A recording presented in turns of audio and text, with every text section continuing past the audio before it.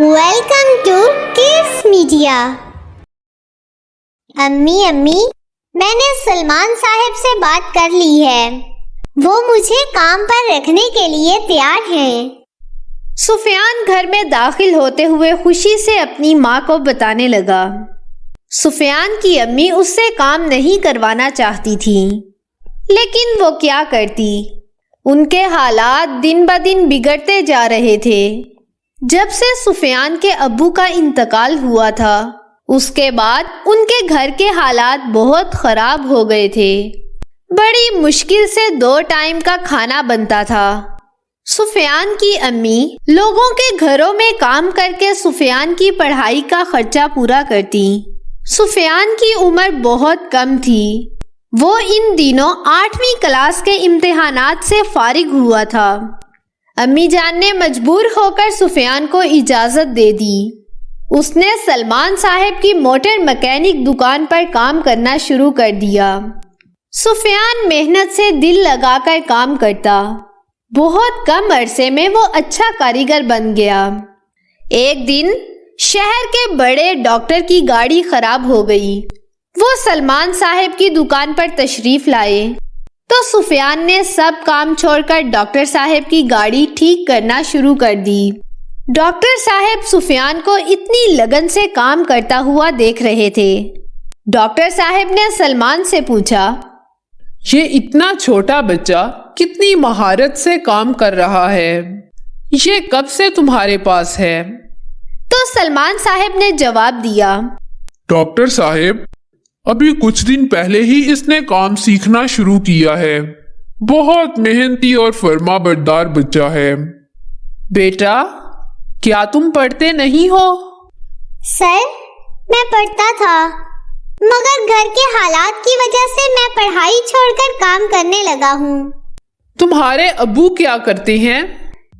سفیان کی آنکھوں میں آنسو آ گئے۔ صاحب، میرے ابو نہیں ہیں، اس لیے تو میں کام کرتا ہوں۔ یہ کچھ پیسے رکھ لو، گھر جاتے وقت کچھ لیتے جانا۔ بیٹا، تم پریشان مت ہو، یہ میرا کارڈ رکھ لو، کل کو کام سے فارغ ہو کر میرے کلینک پہ آنا، ٹھیک ہے؟ ٹھیک ہے صاحب، میں کل آپ کے پاس ضرور حاضر ہوں گا۔ اگلے دن کام سے فارغ ہو کر سفیان ڈاکٹر صاحب کے بتائے ہوئے ایڈریس پر کلینک پہنچ گیا۔ السلام علیکم۔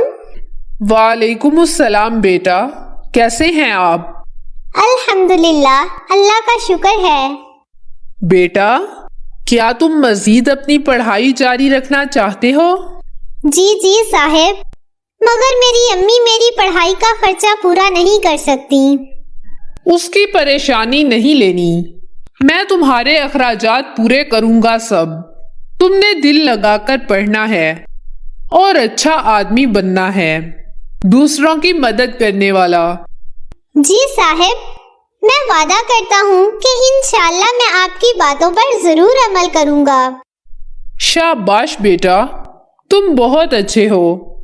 صاحب، میں آپ کا احسان کبھی نہیں بھولوں گا، مجھے سمجھ نہیں آتی میں اس کا بدلہ کیسے چکاؤں گا۔ یہ کوئی احسان نہیں ہے، جب میں چھوٹا تھا تو میرے استاد نے میری پڑھائی جاری رکھنے کا وعدہ کیا تھا، اب میں اپنے استاد کا بدلہ چکا رہا ہوں۔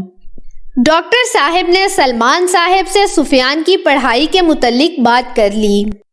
دوسرے دن جب سفیان کام پر گیا تو مالک کہنے لگا، بیٹا، مجھے بہت خوشی ہوئی ہے کہ تم نے پڑھائی جاری رکھنے کا ارادہ کیا ہے، اس لیے میں تمہاری ڈیوٹی ٹائم کم کر دیتا ہوں تاکہ تم پڑھ سکو۔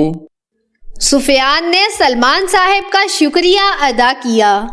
وقت گزرتا گیا اور ایک دن سفیان پڑھ لکھ کر MBBS ڈاکٹر بن گیا۔ ایک دن سفیان کچھ ضروری سامان لینے مارکیٹ گیا۔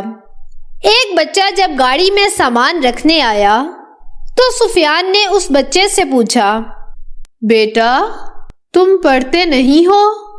تو وہ بچہ روتے ہوئے کہنے لگا، नहीं साहब, हम जैसे गरीब लोग कैसे पढ़ाई के अखराजात पूरे कर सकते हैं? सुफियान साहब बच्चे की बात सुनकर उदास हो गए। उन्हें अपना माजी याद आ गया। उसने बच्चे को अपना कार्ड दिया और कुछ पैसे दिए। ये रख लो, तुम पढ़ना शुरू कर दो। आज से तुम्हारे सारे अखराजात मेरे जिम्मे हैं और बेफिक्र हो जाओ। लड़का सुफियान साहब का शुक्रिया अदा करने लगा।